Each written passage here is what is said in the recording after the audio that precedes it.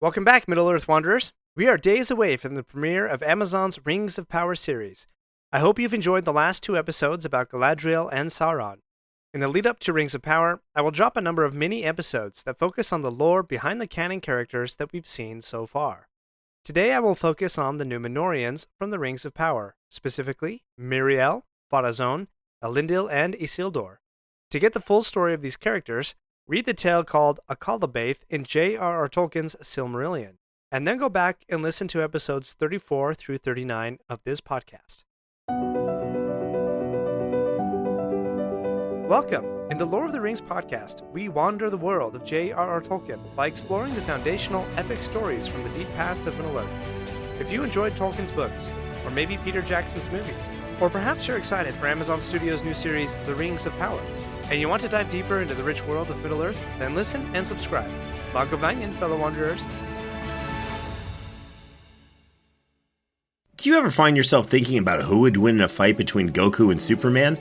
Hi, I'm James Gavsey, and on the Who Would Win show, me and my co-host Ray ignore anything important happening in the outside world and debate fictional battles between characters from comics, movies, and video games. We got a new show every week, and almost always am I the winner. Yeah, not true, Ray. In the past, we've discussed such matches as Captain America versus Darth Vader, Solid Snake versus the Iron Giant, classic matchups like RoboCop versus Terminator, and even the Muppets versus Sesame Street. That one was crazy. So if you're a fan of geek culture and love a spirited debate, check out the Who Would Win show wherever you get your podcasts, or check us out at whowouldwinshow.com. Let's start with some context for Númenor, so let's check the map. These map checks are inspired by the beautiful maps that accompany the Lord of the Rings books. In Middle-earth's Second Age, Númenor was an island kingdom gifted to the men who helped the elves fight Morgoth in the First Age. The first king of Númenor was Elros, son of Elendil and Elwing, and the brother of Elrond. Because of his parents, Elros and his direct descendants were blessed with long life, something in the realm of 500 years for a ripe old age. One of Elros's distant descendants, Aragorn, would still be turning the ladies' heads at a spry 87 years of age. From the beginning, the kings and queens of Númenor would willingly step down from rule, passing the scepter to their respective heirs. But eventually the Númenóreans began to long for the immortality given to the elves, with whom they still held friendships and alliances. The Númenóreans became a great maritime kingdom, establishing harbors and eventually fortresses on the coasts of Middle-earth. However, because they were still mortal, they were forbidden to sail so far west that they could no longer see their island, for the west was the province of the Valar, the powers that governed the world under the god Ilúvatar.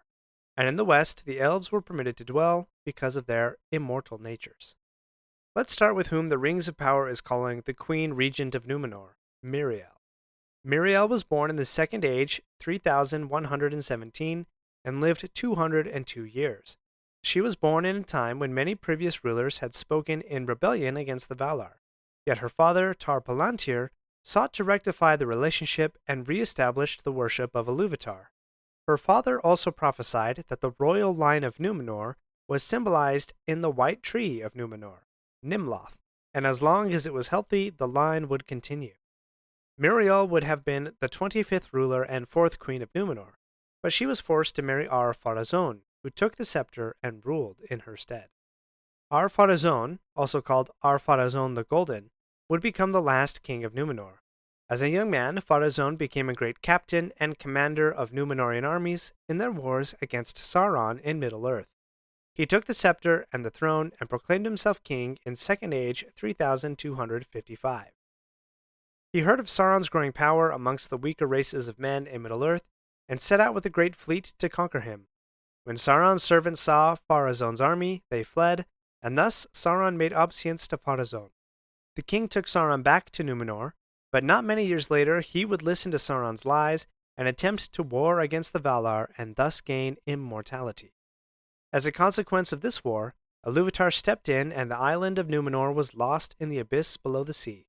However, one of Pharazôn's rivals, Elendil, escaped the drowning with his 2 sons and followers.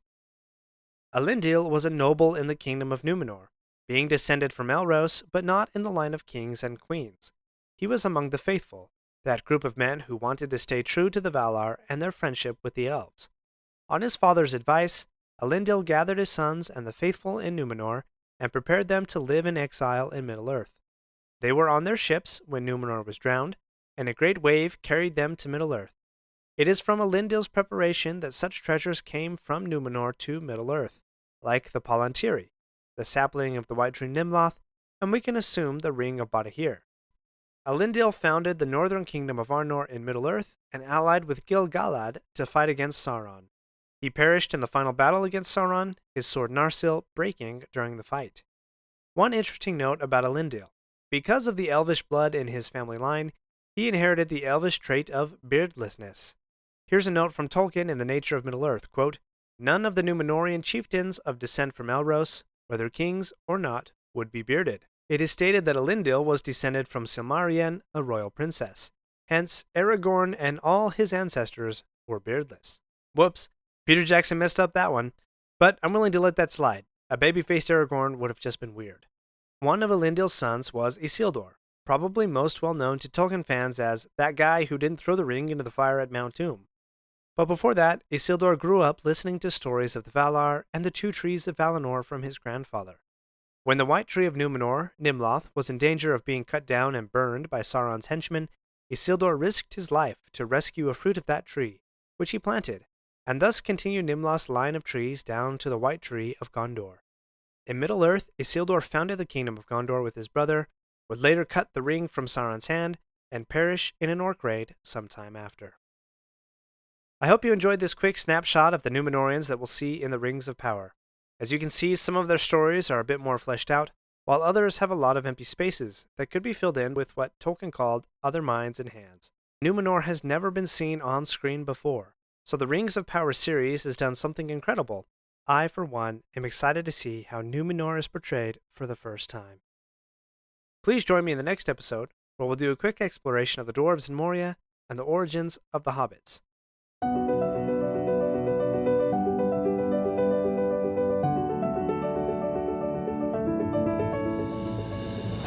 My friends, if you enjoyed this episode, let me know by subscribing, leaving a review, and sharing with your friends.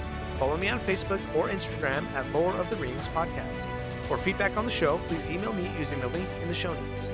Until next Thursday, remember, not all those who wander are lost.